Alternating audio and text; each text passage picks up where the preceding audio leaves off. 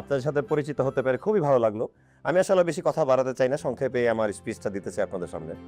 আসলে দেশটা তো কারো একার না, দেশটা আমাদের সবার। আমি এই চেয়ারের বাহক মাত্র, আমার জাস্ট একটা ডেজিগনেশন আছে, কিন্তু ইউনিটি ইজ দ্য পাওয়ার।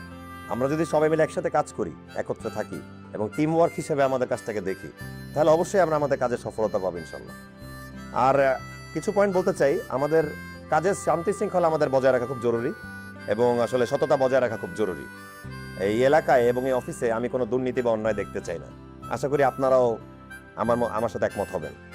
আমি আপনাদের কথা দিচ্ছি, আমি যে কোনো প্রশাসনিক দায়িত্বে অবশ্যই কঠোর থাকব এবং আসলে সেটা দেশ ও দশের স্বার্থেই এবং জনকল্যাণের স্বার্থেই হবে।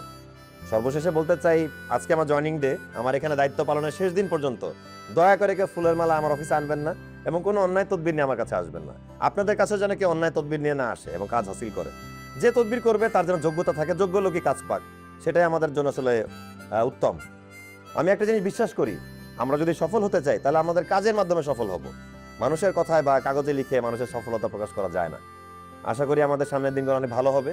আমরা সবাই সবার কাজে লেগে পড়ি তাহলে আজকে থেকেই। সবাই ভালো থাকবেন। Thank you. আসসালামু আলাইকুম।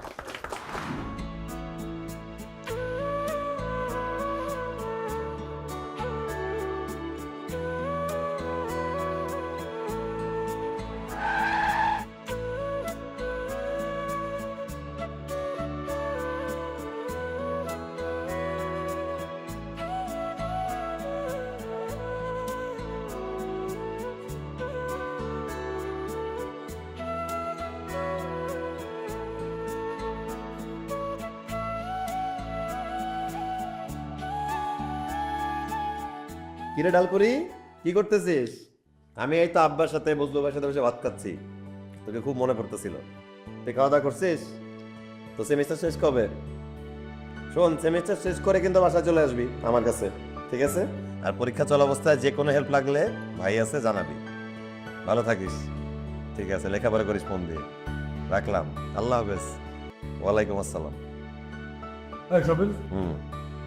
তুমি একটা নাম নষ্ট করিস কেন? হ্যাঁ, কি ডালপুরি বা? আরে ও ডালপুরি ছোটবেলা থেকে খাইতে অনেক ভালোবাসতো, ওর আদর করে ডালপুরি ডাকে। বিষয়টা আসলে তা না, সে তো ডাইলপুরে খাইতো, তো ভালোবাসতো কিনা আমি জানি না।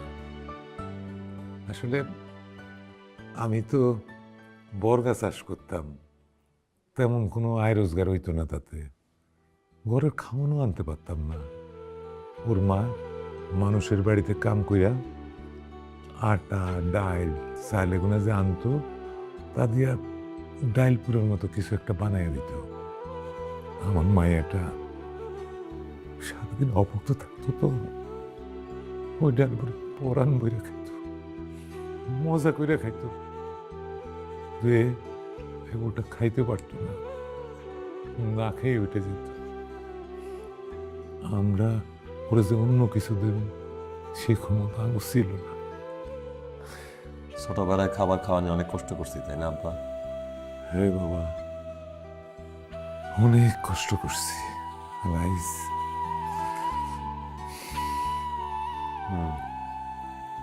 আগে খাবারের অভাব ছিল, মানুষগুলো ছিল পাশে।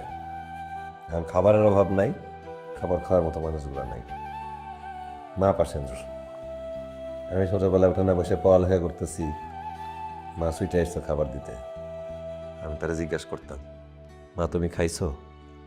সে কইতো হ্যাঁ খাইছি। মিথ্যা কথা কইতো, সে আসলে খাইতো না। আমারে খাওয়াইতে পারলে সে খুশি থাকতো। আজকে সব আছে, শুধু মাই নাই।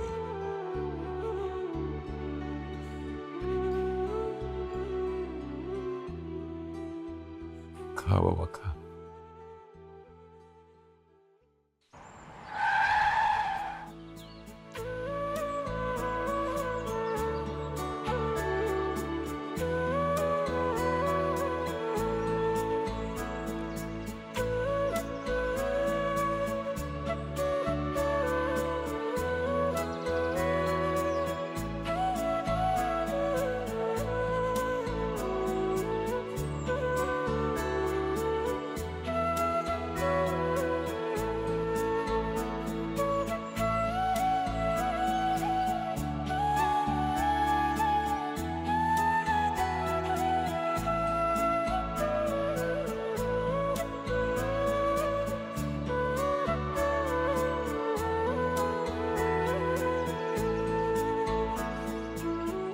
হুজুর সাহেব, এই যে আমাদের সামনে যে প্রশিক্ষণ নীতিমালাটা, যে কয়টা পয়েন্ট অ্যাড হয়েছে, এটা সবাইকে ইমেল করে জানিয়ে দিতে হবে, পারবেন না? জি, বুঝছেন না? জি বুঝছি।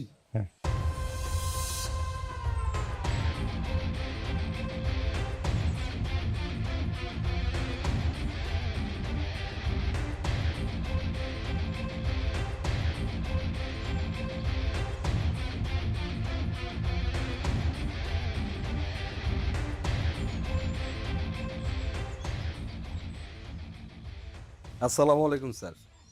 ওয়ালাইকুম আসসালাম। আমার চিনছেন? আমি আকাশ পাটোয়ারি। জি না, কি বলেন, পুরা এলাকায় আমার ব্যানার ফেস্টুন দিয়ে ভরা, দেখেন না এগুলা? খেয়াল করি নাই। আচ্ছা আচ্ছা, শুনেন, আপনি আমার এলাকায় আসছেন, আপনাকে তো ফুলের শুভেচ্ছা দিয়ে স্বাগত জানাইতে হয়। তাই ফুলের তোড়াটাতে স্যারের সাথে আমার সুন্দর করে একটা ছবি তুলবি, এটা কিন্তু আমি ফেসবুকে দিয়ে স্ট্যাটাস দিব। স্যার থ্যাংক ইউ ভাই, আমাকে ফুল দিয়ে বরণ করতে হবে না। আপনি হয়তো শুনেছেন যে আমি খুব সাধারণ একটা মানুষ। স্যার আমিও কিন্তু সাধারণ, এই টুকটাক জনসভা করি এলাকায় আর কি। ভাই হলো বিশাল জনদরদির লোক, আমরা তো তার দয়াই বেঁচে আছি। ভুল বললেন, আপনি ওনার দয়া বেঁচে নাই, আপনি আল্লাহর দয়া বেঁচে আছেন, আমিও তার দয়ায় বেঁচে আছি। শুনেন, ভালো কাজ থাকলে আমার কাছে আসবেন, আমি পাশে থাকার চেষ্টা করব। তবে দেশ বিরোধী, আইন বিরোধী, সমাজ বিরোধী, অবৈধ যে কোনো কাজ আর তেলবাজি করার জন্য আমার কাছে আসবেন না, আমি খুব লজ্জা পাবো। স্যার আপনার কথা যতই শুনতেছি মুগ্ধ হয়ে যাচ্ছি। চলেন আমরা দুই ভাই মিলে একটা ডিল ফাইনাল করি। এই আপনি আমার দিকে তাকাবেন, আমি আপনার দিকে, এই তাকাতাকির একটা বিজনেস আর কি। চলেন। আকাশ পাটোয়ারি সাহেব, আমি আসলে এখানে বিজনেস করতে আসিনি, আমি এখানে এসেছি মানুষের সেবা করতে। যদি আপনি মানুষের কল্যাণ হয় আমার কোনো কাজ আনেন, আমি অবশ্যই আপনার দিকে তাকায় থাকবো। কিন্তু যদি আপনি কোনো ব্যক্তিগত স্বার্থে আমার কাছে আসেন, তাহলে আসলে আপনি রুম থেকে চলে গেলে উত্তম হবে। স্যার এতক্ষণ যা বলছে সবই সঠিক। আসলে স্যার ছোটবেলা থেকে একটু লাজুক তো, আর ঘুষটুস খায় না, জান। বুঝছি, স্যারের মনে হয় আমার ডিলটা পছন্দ হয় নাই, অসুবিধা নেই। স্যার আসি, আসসালামু আলাইকুম। চল।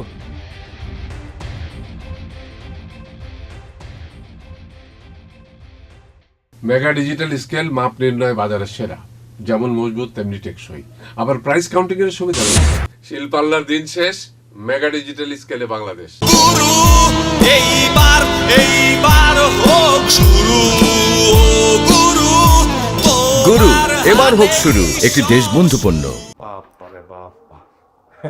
আসলে স্যার বড় হইলে এরকম ছোট ছোট ঝামেলা আসবে, এটা মানায় নিতে হবে। আসবো স্যার? হ্যাঁ হ্যাঁ, আসেন, বসেন। কি বলবেন বলেন। স্যার একটু সিক্রেট স্যার। হ্যাঁ, কোনো সমস্যা নাই, তাদের সামনে বলতে পারেন, বলেন। স্যার আগামী সপ্তাহে একটা টেন্ডার রিলিজ হচ্ছে স্যার। স্যার আমার পরিচিত একজনকে যদি কাজটা আপনি পাইয়ে দেওয়ার ব্যবস্থা করেন, একদম ঝুঁকিমুক্তভাবে স্যার ভালো একটা অ্যামাউন্টের লেনদেন করা সম্ভব। স্যার আপনাকে কিছু করতে হবে না স্যার, আমি সব ব্যবস্থা করব। দেখেন রিপন সাহেব, আমাকে অবৈধ প্রস্তাব দেওয়ার জন্য আপনাকে আইনে হাতে তুলে দিতে পারতাম, কিন্তু সেটা আমি করব না। আমি আপনাকে আরেকটা সুযোগ দিব। প্রত্যেকটা মানুষেরই সুযোগ পাওয়া উচিত। এসব অবৈধ প্রস্তাব নিয়ে আমার কাছে আসবে না, কোনো লাভ হবে না। অবৈধভাবে আপনাকে কাজটা পাওয়াই দিব, কন্ট্রাক্টর কোনো কাজ করবে না, এদিক ওদিক করে তার ঘুষের টাকাটা তুলে নিবে, কাজের কোয়ালিটি হবে খারাপ, রাস্তা আবার ভাঙবে, আবার সংস্কার করা লাগবে, ক্ষতি হবে দেশের দোষের, সমাজের, দেশের এবং এই দেশের মানুষের কোনো ক্ষতি হয় এমন কোনো কাজ আমি করবো না, কাউকে করতেও দিব না।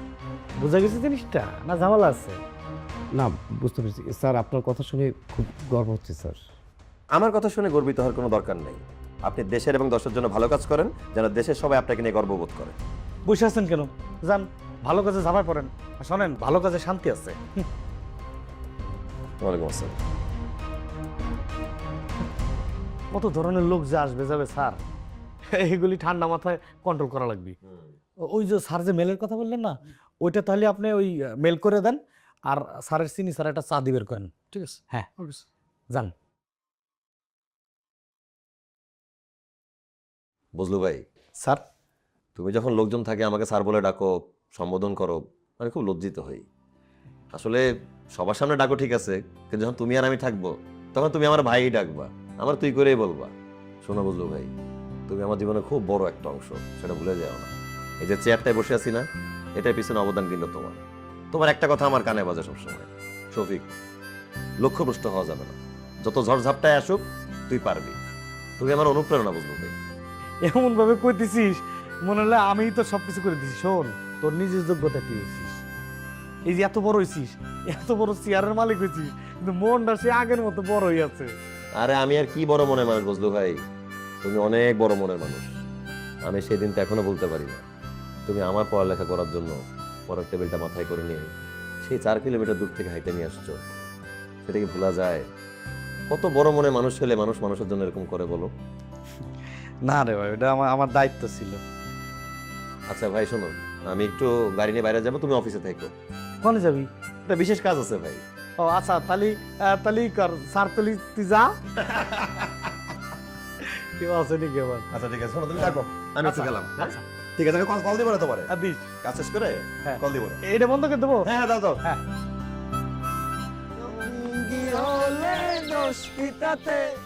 হার মেনেছে দিনের আলো, লাগলে তোমায় লাগে আরো ভালো। কি একা নাকি? তোকে বলবো একা নাকি? আহা, রাগ করে কেন? দেখো না, তোমাদের আর আমার মধ্যে একদম ম্যাচিং ম্যাচিং ব্যাপার আছে তো। কিসের মেশিন? ফালতু পোলাপান। আহা, এত রাগ করে কেন? চলো আজকে হয়ে যাক ফাঁকা বাড়ি, একটা লেজারিন। শয়তানের বাচ্চা কোথাকার, একটা থাপ্পড় দিব। ওহ,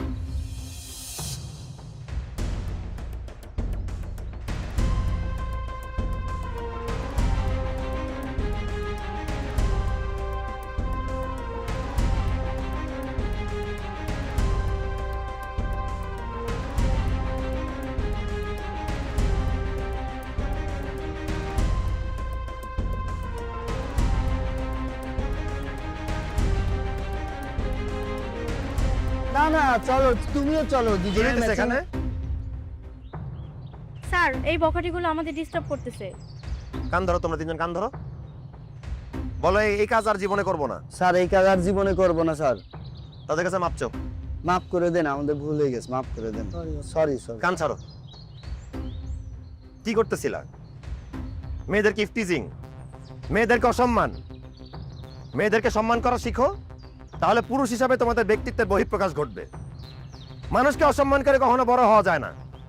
মানুষকে অসম্মান করে মানুষ ছোটই হয়। অন্যকে অসম্মান করে কেউ বড় হতে পারেও নি আর পারবেও না।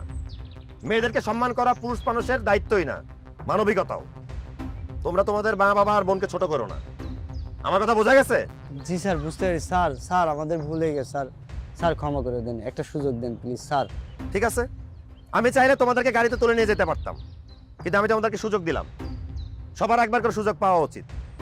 আমার সুযোগ যারা গ্রহণ করে তাদেরকে আমি মাফ করে দেই, আর যারা সুযোগ গ্রহণ করতে চায় না তাদের জন্য আমার পক্ষ থেকে কালো গ্রহণ। আমি আমার এই এলাকায় কোনো কিশোর গ্যাং, মাদক সেবী বা ইফটিজার দেখতে চাই না। তাদের বিরুদ্ধে 0 টলারেন্স। আরেকটা কথা মনে রাখো, তোমরাও কখনো না কখনো মেয়ে সন্তানের বাবা হতেও পারো। তোমাদের চেহারা যেন আমি নেক্সট টাইম না দেখি। জাস্ট দৌড়াও, ভাগো, যাও।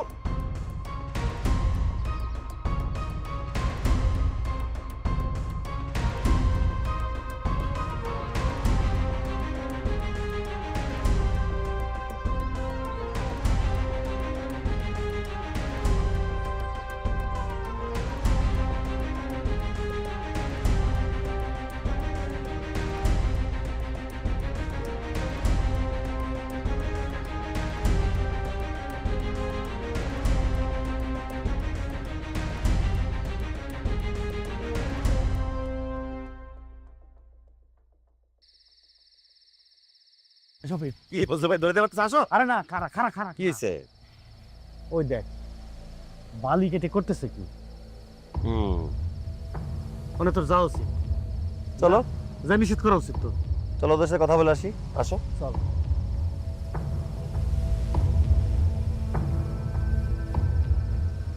এ ভাই, এই স্যার একটু কথা বলবে। ওয়ালাইকুম আসসালাম। এখানে বালু তোলা হচ্ছে কিসের?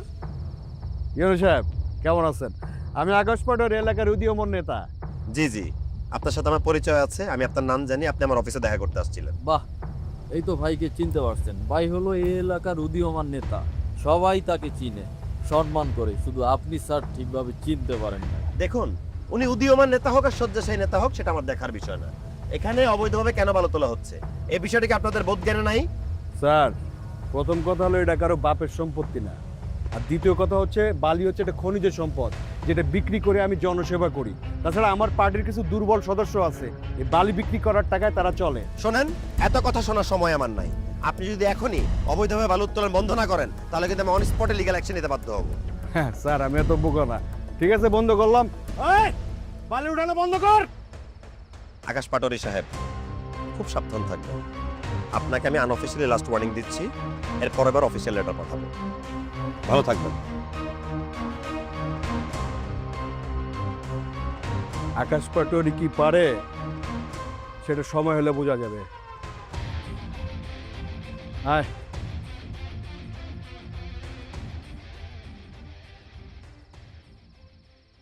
স্যার আসবো?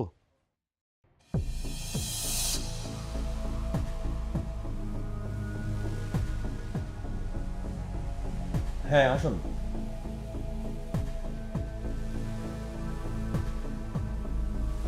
প্লিজ বসুন।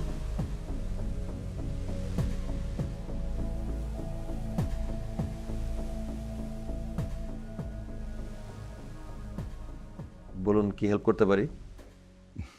স্যার, আমি এই গ্রামে ছোট থেকে বড় হয়েছি। এই গ্রামে আমার অনেক স্মৃতি জড়িত। আমার বড় ভাইয়ের ছেলে আমার বাবার কিছু জমি দখল করে নিয়েছে। তো আপনি যদি লিগ্যাল ওয়েতে আপনি এই সমস্যার সমাধান করে দিতে পারতেন, আমি কৃতার্থ হতাম।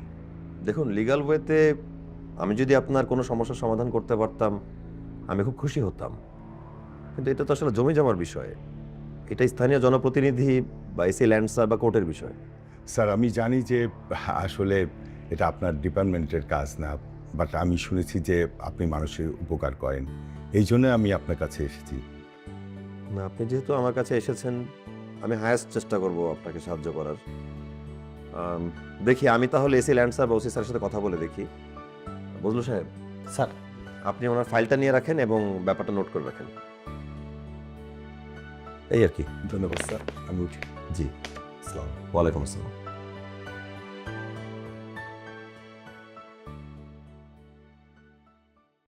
দেখছিস, আমাকে দেখার পরে কিন্তু চমকায় উঠছে। বুঝলো সাহেব, মানুষের ব্যক্তিগত বিষয়ে অতি উৎসাহী হওয়া ঠিক না। Sorry sir. আমি সাইন করে ফেলছি, সব কিছু ফাইলটা রেখে দেন। ঠিক আছে। আজকে এখানে আমি উপস্থিত আছি, এসি ল্যান্ড স্যার উপস্থিত আছে, আমরা বাদীর কথা শুনেছি।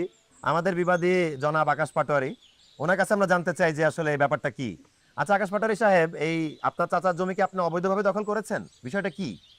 বৈধ বলতে পারেন, আবার অবৈধ বলতে পারেন। বুঝলাম না, বিষয়টা একটু ক্লিয়ার করেন। বিষয়টা হচ্ছে, আমার ছোট চাচার কোনো ছেলে নাই, ওনার দুইটা মেয়ে, আর ওনার যে ধন সম্পদ এটার একটা অংশ আমি আগেও পরে পাবো, সেটাই অগ্রিম দখল করে নিতে চাচ্ছিলাম আর কি। ভাই হলো খুব ফাস্ট ম্যান এবং অ্যাক্টিভ লোক। আপনি ফার্স্ট আর স্লো যাই হন না কেন, আপনি অবৈধভাবে জমি দখল করতে পারেন না। শোনেন, আপনি খুব ভেজালের মানুষ। এই অল্প কয়দিনে বুঝছি ভেজাল ছাড়া আপনার একদম ভালো লাগে না। দেখেন, খুব সিম্পল একটা হিসাব, আপনার চাচা যদি আপনাকে জমিটা দেয় তাহলে সেটা আপনার হতে পারে, কিন্তু আপনি যদি অবৈধভাবে দখল করতে চান তাহলে সেটা আপনি করতে পারেন না, কারণ জিনিসটা অবৈধ। জি, আমি মাঠের কিছু জমি ইচ্ছাকৃতভাবেই দিয়ে দিয়েছি। এটা হচ্ছে আমার বাপ দাদার ভিটে বাড়ি। আমি যতদিন বেঁচে আছি এটা আমি কাউকে দিতে চাচ্ছি না। বাদীর কথা তো শুনলেনই, তাহলে তো এই জমিটা আপনি পাচ্ছেন না আকাশ পাটোয়ারি সাহেব। জি, তাহলে আপনার করণীয়? ঠিক আছে, আমি এই জমি আর দখল করবো না। ঠিক আছে, আমি আশা করি আপনি আকাশ পাটোয়ারি সাহেব, আপনার চাচা মিজান পাটোয়ারি সাহেব, আমি মনে করি যে আপনারা দুজন একত্রে বসবাস করলে সেটা উত্তম হয় এবং আপনারা একত্রে বসবাস করবেন। এখন আপনারা যেতে পারেন। জি স্যার, ঠিক আছে। আমার ওই যে কনস্ট্রাকশনের কাজ চলতেছিল ওগুলো সব বন্ধ করতে বলতেছে। এই চল।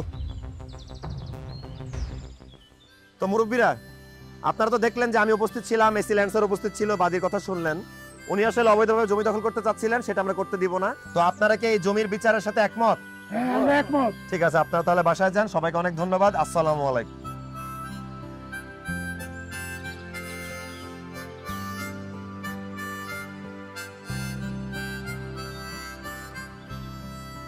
থ্যাংক ইউ স্যার, সময় দেওয়ার জন্য। ঠিক আছে। ধন্যবাদ। Thank you. আসি তাহলে। আসসালামু আলাইকুম।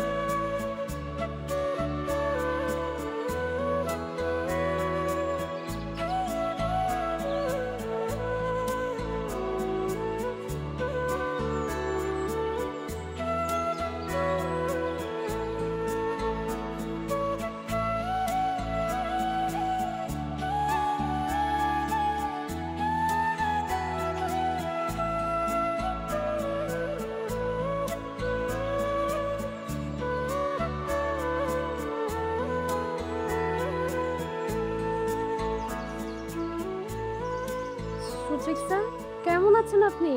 কতদিন পর আপনার সাথে দেখা। আমি তো কখনো ভাবতেই পারিনি আপনার সাথে আবার দেখা হবে। আপনি বিসিএস ক্যাডার হয়েছেন? হ্যাঁ, হয়ে গেছি। এই খবরটা আসলে তোমাকে পৌঁছানোর জন্য অনেক চেষ্টা করছিলাম। তোমাদের বাসায় যাই, গিয়ে দেখি তালা দেওয়া। তোমাকে অনেকবার ফোন কল দেওয়ার চেষ্টা করছি, ফোনে সংযোগ পাই নাই, ফোন বন্ধ ছিল। আসলে কত যে চেষ্টা করছি তোমাকে কিভাবে খবরটা পৌঁছাবো, পরে আল্লাহকেই বললাম, আল্লাহ তুমি এই খবরটা তিথিকে পৌঁছায় দিও। আমি অ্যাটলিস্ট তিথির স্বপ্নটা তো পূরণ করতে পারছি। বিসিএস ক্যাডার হয়েছেন, এটা তো তেমন কোনো স্বপ্ন না। এখন আমার স্বপ্নগুলো অনেক বড় বড়। এখন আপনাদের মতো অনেক সাবেক বিসিএস ক্যাডাররা আমার হাজবেন্ডের অফিসে জব করে, আর আমার হাজবেন্ডকে স্যার বলে সম্বোধন করে। আর আমার হাজবেন্ড অনেক ভালো একজন মানুষ, আমাকে অনেক ভালোবাসে, অনেক টেক কেয়ার করে আমার। আর আমি নিজে 3 বেলা আমার হাজবেন্ডকে নিজের হাতে খাইয়ে দিই। এক কথায় বলতে পারেন আমি এই পৃথিবীর সব থেকে সুখী মানুষ। জেনে খুব খুশি হলাম। আসসালামু আলাইকুম স্যার, কেমন আছেন? ওয়ালাইকুম আসসালাম, আমি ভালো আছি। তুমি কেমন আছো? জি স্যার, আলহামদুলিল্লাহ ভালো। আপু, বাবা ডাকে, চল। Bye bye sir.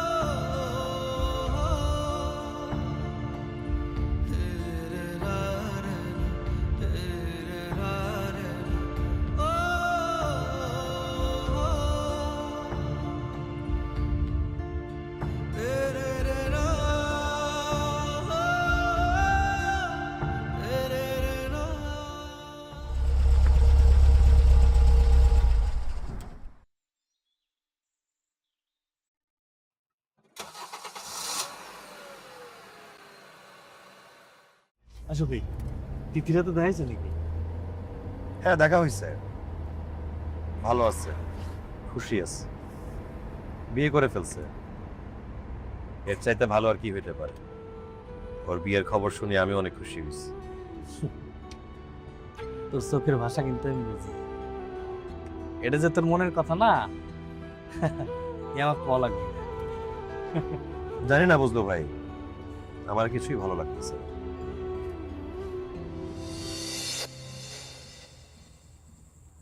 জ্যোৎস্নার আলো আপনার কেমন লাগে? পৃথিবীর সমস্ত আলোয় আমাকে আনন্দিত করে। আমার চোখের আলো আপনাকে আনন্দিত করে? করে। তাহলে আমার চোখের স্বপ্নগুলোও কি আপনি দেখতে পান? না। আমার স্বপ্নগুলো আসলে খুব ছোট, খুবই সাধারণ, তাই হয়তো আপনি দেখতে পান না। আমার স্বপ্নগুলো ধরেন খুব ছোট একটা ঘর, একজন সাধারণ মানুষ যার হাত ধরে পাড়ি দিতে পারবো আমি বিশ্বপথ, যে তার আপন মহিমায় ভালোবেসে আনন্দে ভরিয়ে তুলবে আমার আপন ভুবন। আমি চাই আপনার স্বপ্নগুলো সত্যি হোক। কিরে, কি চিন্তা করিস? না, চিন্তা করতেছিলাম ভাই, মানুষের ছোট ছোট স্বপ্নগুলা অনেক বড় হয়ে যায়। ওই বড় স্বপ্নে মানুষ বিভোর হয়ে যায়, আত্মহমিকা নিজেকে বিলীন করে ফেলে। মানুষ ভুলে যায় তার সোনালী সহজ অতীত। তোর চেহারাই কথা কয় না, আমি তোর চেহারা পড়বে পারি ভাই। আমার কিছুই ভালো লাগতেছে না বুঝলো ভাই, জানি না কি করব। আলোর নিচে যেমন অন্ধকার থাকে, ভালোবাসার নিচেও থাকে ঘৃণা। এক নিমিষেই আমার সুন্দর অতীতটা অন্ধকার হয়ে গেল। দেখ ভাই, আল্লাহ যা করে ভালোর জন্য, আল্লাহ উত্তম পরিকল্পনা করে। এই অন্ধকার নিমিষে কাটে যাবি, শুধুমাত্র একটা আলোর দরকার, সেটা হলো সূর্যের আলো। আলো আসবি ভাই, অপেক্ষা কর, আলো আসবি।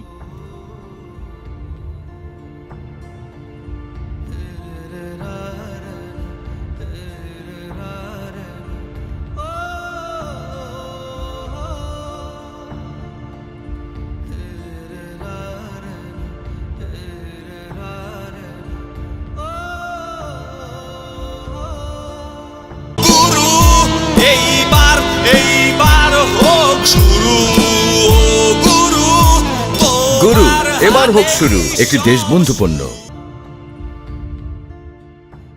2 নেলে 6, 2 নেলে 6, 3 কত হয়েছে? 3 কাকা। হ্যাঁ, 3। এবার তো আমার সাল। হ্যাঁ হ্যাঁ শফিক, হ্যাঁ। 3 জনের কোট নাই? 3 জনের কোট মানে? লুডুর। আরে 3 জনের কোট হয় নাকি? কোট তো 4 জনের হয়। হ্যাঁ। সারস্বতী, হ্যাঁ আমি তো জানি। ও, না এবার তোমার ভাই, হুম। কোম্পানি বুঝে শুনেই কোড বানাইছে। এই খেলা খেলতে হয় 4 জন, আমরা খেলতেছি 3 জন। 4 জন থাকলে খেলাটা মজা হতো না? অবশ্যই ভালো হয়। ঠিক আছে, তাইলে এক কাজ করো, ভাবিরে বাসায় নিয়ে আসো, 4 জন হয়ে গেলাম, খেলায় মজা বাড়লো। ভালোই, বোমারে নিয়ে আসো যা। 3টে গেদা যে আছে সাথে, গেদা তুই এসে কোনোদিন আসবি? ও তাও তো। তোর বয়স এসে চাকরি বাকরি করি, সেটা বিয়ে কর। আরে ঠিক কইছিস তুই, ঠিক কইছিস। আমিও তো মনে মনে আমার উপর লাগে বউ খুঁজতেছি। আমার কাকা মনে মনে খুঁজতেছে, মনে মনে খুঁজলি বউ পাওয়া যাবি?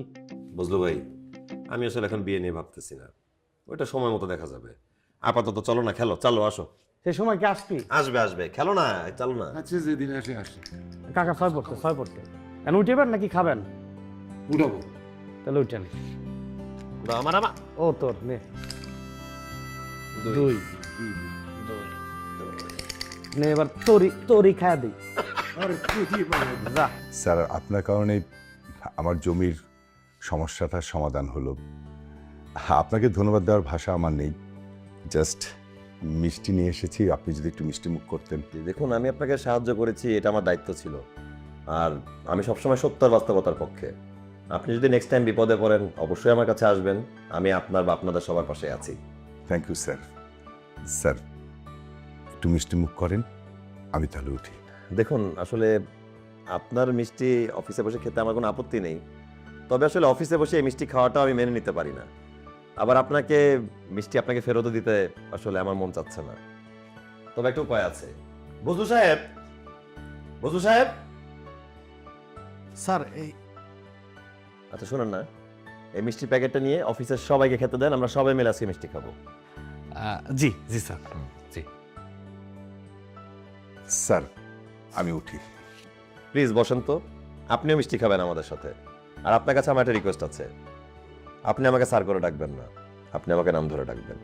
আমি আপনার ছেলের মতোই, আপনি আমার গুরুজন, আমার পিতার মতোই। সো স্যার ডাকা দরকার নেই। আসলে স্যার, আপনি খুব ভালো। আপনি না, আমাকে তুমি করেই বলেন, সেটাই বেটার। তুমি বাবা আসলেই অনেক ভালো মানুষ। পরিস্থিতি, পরিবেশ, বাস্তবতায় মানুষকে কখন কোন পজিশনে নিয়ে যায় এটা বলা মুশকিল। তুমি তো এখন অনেক বড় হয়ে গেছো। আমি আমি তোমার সঙ্গে অন্যায় করেছি, বজলু তোমার সাথে অনেক খারাপ ব্যবহার করেছি, এই জন্য আমি ক্ষমা প্রার্থী। অবশ্য এই অন্যায়ের শাস্তি আমি পেয়ে গেছি। আমার মেয়েটা, কি বলতেছেন আপনি? আপনার কথা কিছু বুঝতে পারলাম না। আমার মেয়ে তিথি মেন্টালি সিক। 5.5 বছর সে মেন্টাল হসপিটালে ছিল। কিছুদিন আগে ওকে আমি বাসায় নিয়ে এসেছি, আবার হয়তো নিয়ে যেতে হতে পারে। এই কখনো কখনো সে ভালো থাকে, বুদ্ধিমতী পরিচয় দেয়, আবার কখন যেন কি হয়ে যায়। আপনি কি বলতেছেন এগুলো? কিভাবে কি হলো? তুমি হয়তো জানো, আমার মেয়ের বিয়ে ঠিক করেছিলাম, ঠিক বিয়ের রাতেই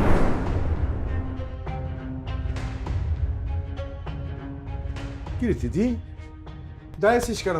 চল। বাবা আমি এই বিয়েটা করতে পারবো না, তুমি ওদের সবাইকে না বলে দাও। বিয়ে করতে পারবি না মানে কি? বিয়ের সমস্ত আয়োজন কমপ্লিট হয়ে গেছে, ঘর ভর্তি মেহমান। একটু পর আমরা সবাই মিলে কমিউনিটি সেন্টার রওনা দিব। এখন বলছিস বিয়ে করবি না? দেখ, আমার কথা অবাধ্য হবি না। যদি অবাধ্য হোস, আমি কি করতে পারি সেটা তুই ভালো করে জানিস। প্রস্তুত হ। বাবা আমি প্রস্তুত, কিন্তু বিয়ে করার জন্য না, আত্মহত্যা করার জন্য। দেখতে পাচ্ছ বাবা, আমি সবগুলো ওষুধ খেয়ে ফেলেছি। বাবা আমি শফিককে অনেক ভালোবাসি, আমি ওকে ছাড়া আর কাউকে বিয়ে করতে পারবো না। ওকে ছাড়া আর কাউকে বিয়ে করাটা উচিত হবে না বাবা, আমি পারবো না।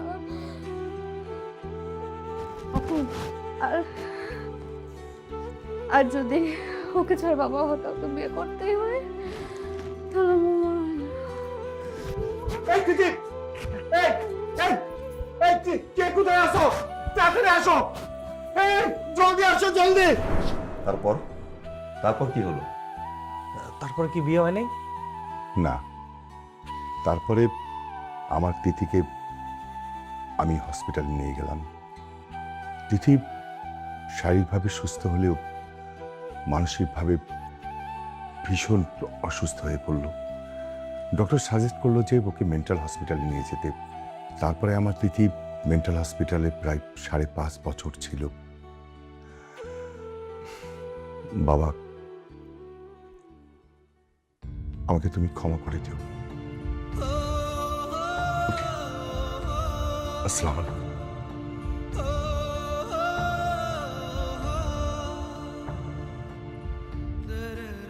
বুঝলো ভাই?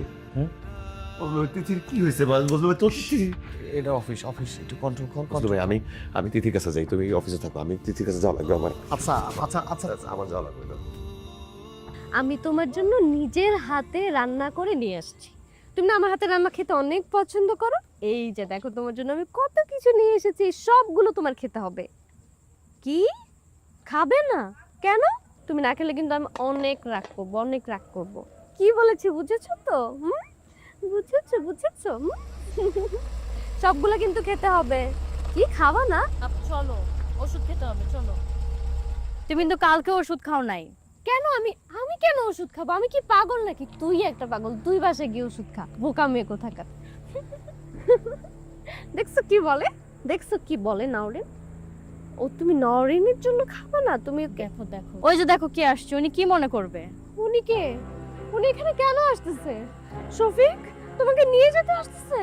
চলো আমরা বাসায় গিয়ে খাবো।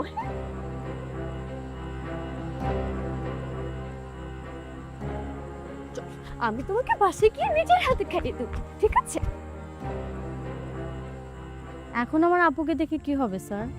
যদি ওষুধ খায় তো ঠিক থাকে, আর যদি না খায় তাহলে সারাদিন কি যে বলে তার বলে বোঝানো যাবে না। স্যার আমার আপুর জন্য দোয়া করবেন। আর তাছাড়া আমি তো জানি আপনি আমার আপুর সাথেই দেখা করতে আসছেন। না তাওরে, আমি আমার ভাগ্যকেই দেখতে আসছি। না স্যার, এটা তো ভাগ্য না, এটা দুর্ভাগ্য। আচ্ছা বাদ দেন, বাসায় আসেন। না না, আজকে না, অন্য কোনো দিন আসবো।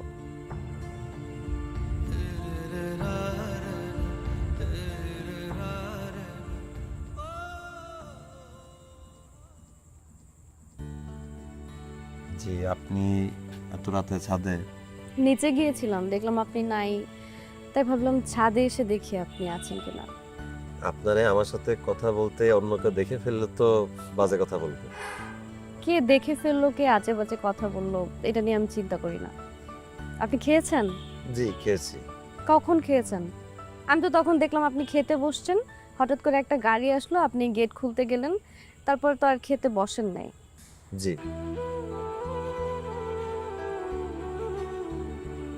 আমি যদি অনেক দূরে চলে যাই, আপনি কি কষ্ট পাবেন? খুব কষ্ট পাবো, খুব মন খারাপ লাগবে। কেন? জানি না। আপনি কিছুই জানেন না, আর এই কোনো কিছু না জানার কারণে একদিন দেখবেন আমি পাগলই হয়ে গেছি। নিচে আসুন, এসে খেয়ে যান। না, পরে কখনো। আমি আসতে বলছি। জি।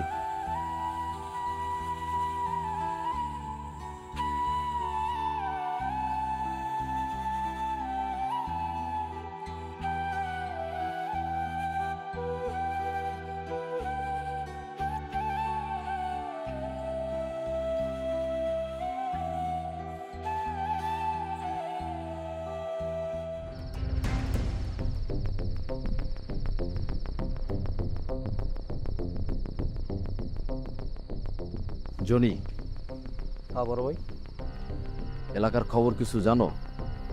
কোনো সমস্যা হয়েছে? তুই তো এলাকার কোনো খবর রাখো না।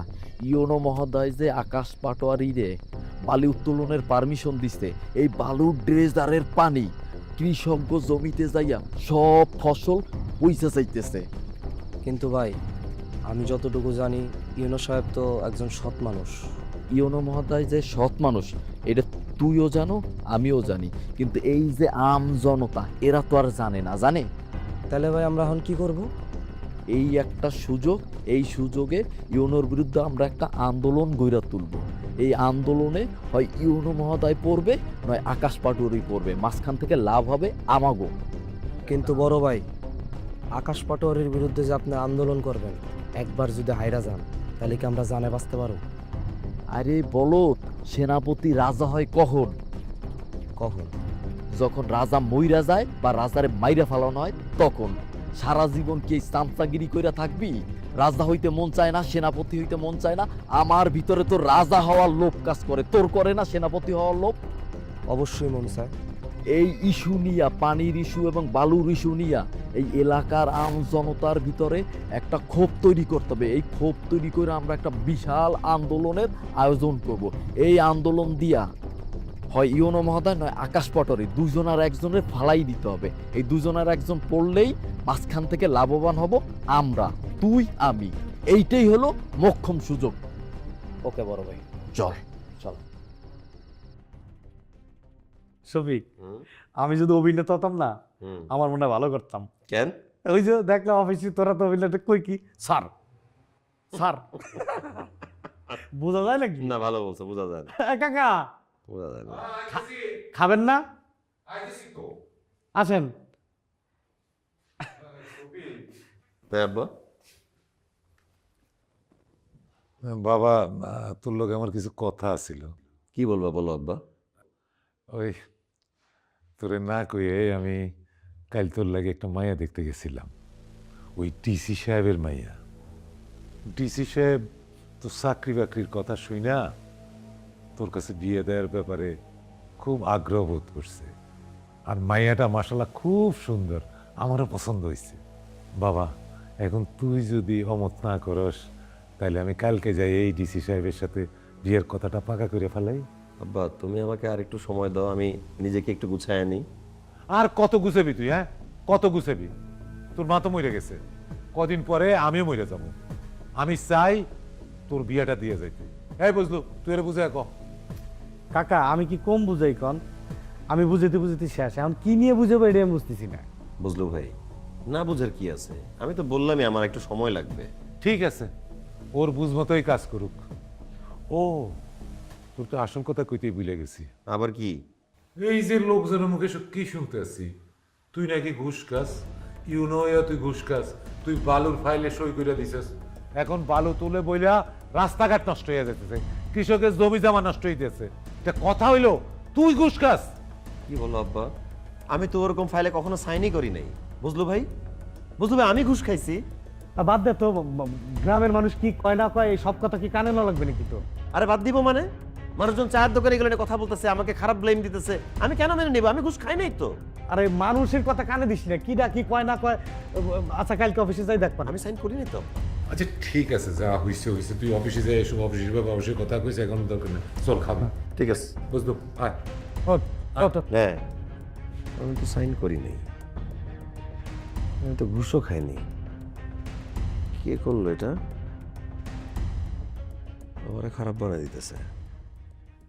আমি তো সাইন করি নাই।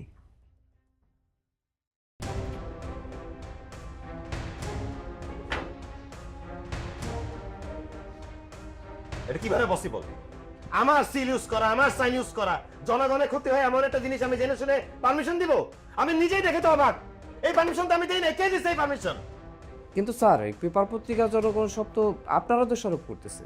এখন যদি স্যার আপনি এই কাজটা করেই থাকেন তাহলে মাইনে নিয়ে সমাধান করে ফেলেন স্যার। তাহলে আপনি বিশ্বাস করেন না এই কাজটা আমি করি নাই? জনগণের ক্ষতি হয় এমন কিছু জেনে বুঝে শফিক কিবরিয়া কোনো কিছু পারমিশন দেয় নাই, আমি এটা করি নাই। বুঝতে পারছি, আপনার সাথে কথা বলে কোনো লাভ নাই, যা দেখার আমি করবো। জানতে পারুন বধু সাহেব, বালক উত্তোলনকারী কন্ট্রাক্টরের নাম কি ছিল? আকাশ পাটোয়ারি। আকাশ পাটোয়ারি, রাইট। এই লোকটাই তো বালু উত্তোলনের কাজ করতো, আমার অফিসে দেখা করতে আসছিল। তিথিতে জমি এই লোকটাই দখল করছে। এই লোকটাই আমার বাসায় মিষ্টি আর টাকার প্যাকেট নিয়ে আসছে। আপনি জলদি একটা কাজ করেন, এই আকাশ পাটোয়ারির সাথে আমার মিটিং ফিক্স করেন, আমি তার সাথে সামনে সামনে ডিসকাস করতে চাই। আমি মনে করি ঝামেলা ঘাটাঘাটি করলে ঝামেলা বেশি বাড়বে, কি দরকার? থাক। ঝামেলা কি বাড়তেছে না? ঝামেলা কি সলভ হয়ে যাচ্ছে? মানুষজন দেয়ালে দেয়ালে পোস্টার লাগাইতেছে, চায়ের দোকানে অফিসারদের কথা বলতেছে, সবাই এটা হাসাহাসি করতেছে, আমাকে দুর্নীতিগ্রস্ত বলতেছে, আর আমি মেনে নিব? আপনি আকাশ পাটোয়ারির সাথে আমার জলদি মিটিং ফিক্স করেন, আমি তার সাথে কথা বলবো, আর রিসেন্ট সমস্ত সিসিটিভি ফুটেজ আমি চেক করতে চাই। জি স্যার। রিসেন্ট প্রত্যেকটা সিসিটিভি ফুটেজ দেখতে চাই। জি যাও।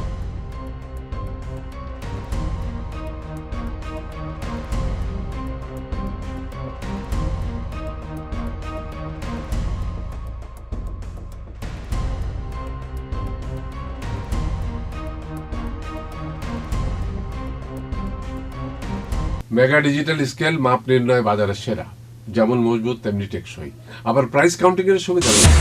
শিল্পাল্লার দিন শেষ, মেগা ডিজিটাল স্কেলে বাংলাদেশ।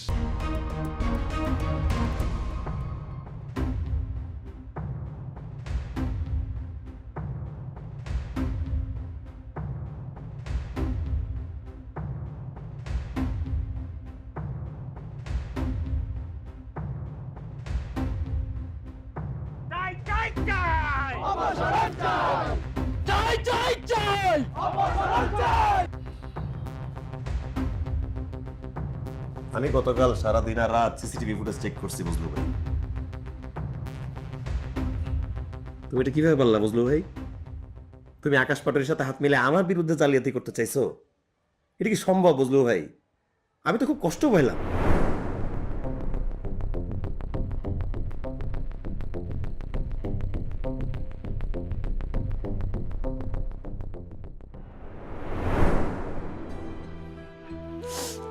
আমারে মাফ করে দিস ভাই, আমার ভুল হয়েছে। আমি আসলে কি লোভে পড়ে গেছিলাম। তোর সাইন নকল করে জালিয়াতিটা যে আমি করলাম, এটা তো নিচের লোকের জানার দরকার। আমি নিচে যা জানাবো, আমার ভাইয়ের কোনো দোষ নাই, সব দোষ আমার। আমি জালিয়াতি করছি আমি। শাস্তি হলে আমার হবে। আমি নিচে যাবো, এখন নিচে যাবো। না বুঝলো ভাই, চাই চাই চাই শফিক কিবরিয়ার, শফিক কিবরিয়ার ভালো মানুষের আড়ালে, ভালো মানুষের আড়ালে। তোমার আমি এতগুলো মানুষের সামনে যেতে দিব না। তুমি আমার ভাই, তুমি আমার বন্ধু। এই যে চেয়ার, তোমার কারণেই তো চেয়ার ভাই। আমার যদি পানিশমেন্টটা হয় কি হবে? ট্রান্সফার হয়ে যাব, এই চেয়ার হাতছাড়া হয়ে যাবে। আরে হয়ে যাক হাতছাড়া, আমি সবকিছুর জন্য মেন্টালি রেডি আছি। চেয়ার হাতছাড়া করতে পারি, বাইরে হাতছাড়া করতে পারবো না। বুঝলো ভাই, আমি এতগুলো মানুষের সামনে তোমার ছোট হইতে দিব না, আমি ছোট হইতে দিতে পারি না।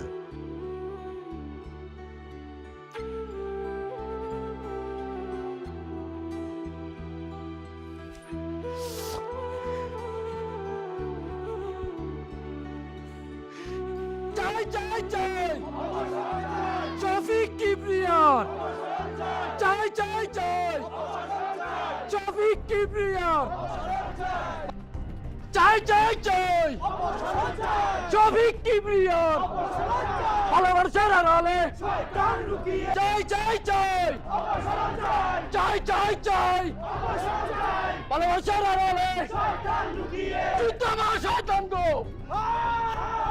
যুদ্ধ আমার, চাই চাই চাই শফিক কিবরিয়ার, চাই চাই চাই ভালোবাসার আড়ালে চাই চাই চাই শফিক কিবরিয়ার, ভালোবাসার আড়ালে।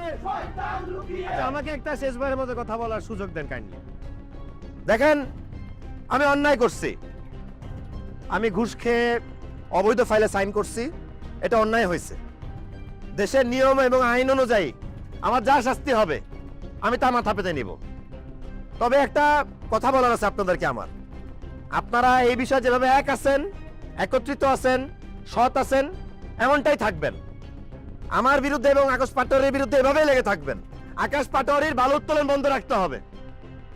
আমি আবারও বলছি, আমি অন্যায় করেছি এবং আমার বিচার দেশের আইন অনুযায়ী হবে, আমি সেটা মাথা পেতে নিব। আমি ঘুষখোর, আমি অপরাধী, আমি আপনাদের মতো সৎ থাকতে পারিনি, আমি অসৎ হয়ে গেছি। এই দেশটা আপনাদের, এই প্রতিষ্ঠানটা আপনাদের, আমরা চলে যাব, অন্য কেউ আসবে। আমি থাকি না থাকি, আপনারা একত্রিত থাকবেন। আমি আমার কৃতকর্মের জন্য আপনাদের কাছে ক্ষমা প্রার্থী, আমাকে মাফ করে দিবেন আপনারা। ভাই ভাই, আপনারা যারা অপসারণ চাইতেছেন ভাই, তারা যে আপনারা সৎ ভাবতেন, সে সত্যি সৎ, সে অসৎ না। এই অসৎ কাজ আমি করছি ভাই, সত্যি এই অসৎ কাজ আমি করছি, শাস্তি হলে আমার উচিত। আপনাদের এলাকার আকাশ পাটোয়ারি, সে আমার মাথায় পিস্তল টেকা।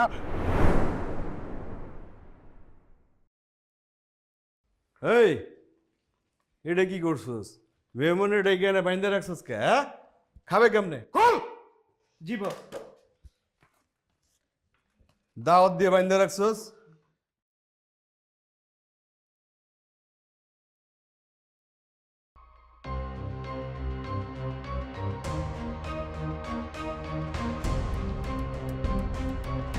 গুড।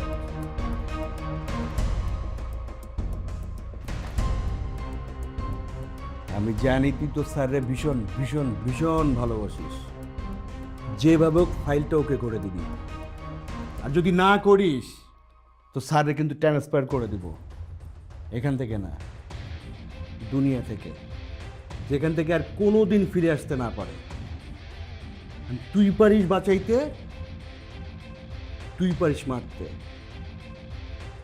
সিদ্ধান্ত তোর।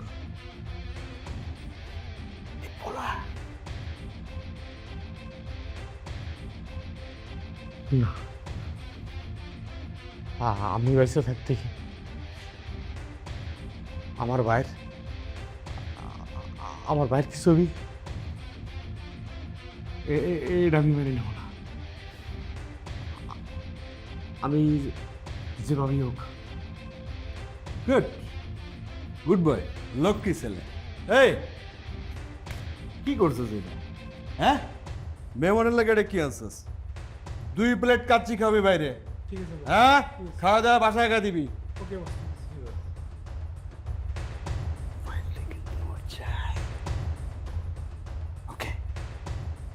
ভালো ছেলে তো, খা। এবার বলেন, আপনাদের স্যার, কিন্তু আমার তো শুধু স্যার না, আমার তো ভাই। আমার ভাইয়ের বাঁচানো কেন আমার অপরাধ?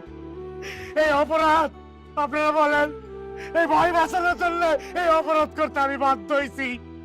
এই অপরাধের শাস্তি আমার দেওয়া উচিত। আমি এই অপরাধের শাস্তি নেব, ফাঁসি হলে ফাঁসি হবি। আমার ভাই নির্দোষ। এবার আপনারা সবাই বুঝতে পেরেছেন আসল অপরাধীকে। আসল অপরাধী হচ্ছে ওই আকাশ পাটোয়ারি। তাহলে মিয়ারা কি বুঝলো? বড় শয়তান কে? ওই আকাশ পাটোয়ারি। বিচার কার চাই? শুনেন, আপনারা একটু দয়া করে আমার কথা শুনেন। কেউ দয়া করে আইন নিজের হাতে তুলে নেবেন না। আপনারা যার যার ঘরে ফিরে যান। অপরাধের বিচার অবশ্যই হবে। আমি নিজে নিশ্চিত করব যে আমি অপরাধের বিচার করাবো। কারো বলির পাঠা হওয়ার দরকার নাই, কারো উপকার করতে গিয়ে কারো ক্ষতি সাধন করার দরকার নাই। আপনারা যার যার ঘরে ফিরে যান। আমি আপনাদের সত্যি কথা দিচ্ছি, এই আকাশ পাটনের বিচার হবে। আপনারা যান। চলেন সবাই, আমরা চলে যাই।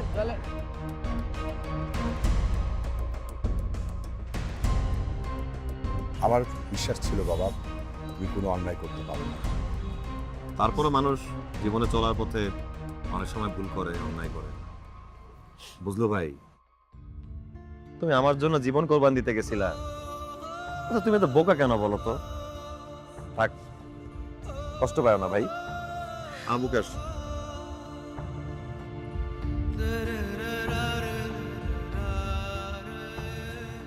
তিথি কোথায় আছে, কেমন আছে? ওর অবস্থা আরো অবনতি হয়েছে। আজকে ওকে ওর আপন ঠিকানায় নিয়ে যাব।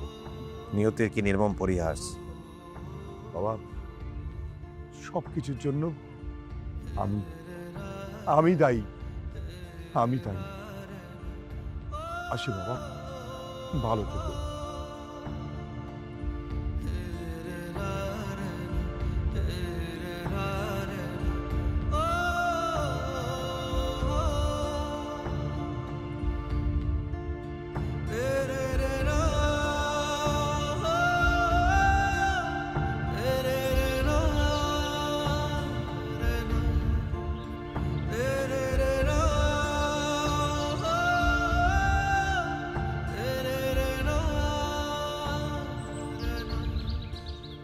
বাবা তাহলে তোমরা কথা বলো। বাবা একটু তাড়াতাড়ি করো, ওর আবার মাথার সমস্যা দেখা দিয়েছে, অসুখটা বেড়ে গেছে। মা কথা বল। জি আঙ্কেল।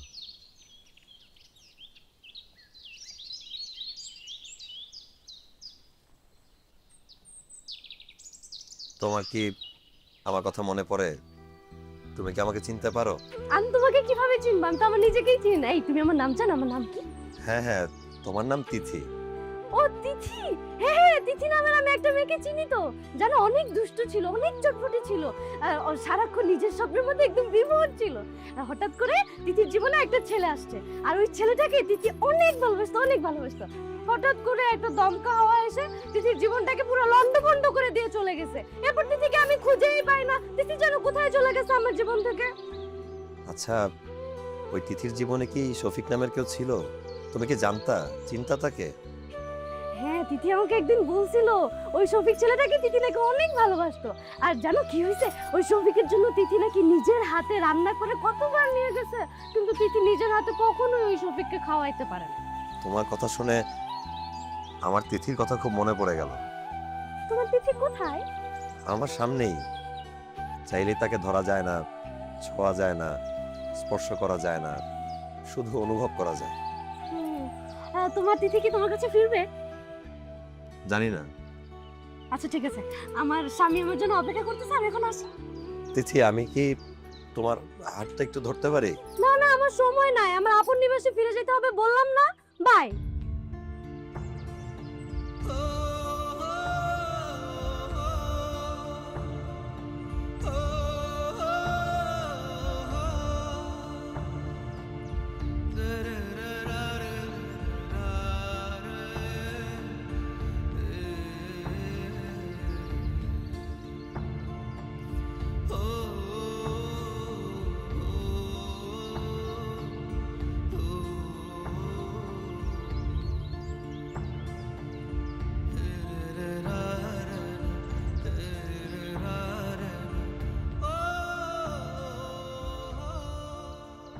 আমার আর তিথির একে অপরের প্রতি ভালোবাসার এই অব্যক্ত অনুভূতি কখনো পূর্ণতা পাবে কি পাবে না, তা আমরা এখন জীবনের এই পর্যায়ে এসে আর কেউ জানি না। কারণ এই 6 বছরে সময় ও পরিস্থিতি আমাদের দুজনের জীবনের গতিপথ আমূল পরিবর্তন করে একে অপরের বিপরীতমুখী করে দিয়েছে। হয়তো বাকিটা জীবন আমাকে এই আফসোস আর আক্ষেপ নিয়েই কাটিয়ে দিতে হবে।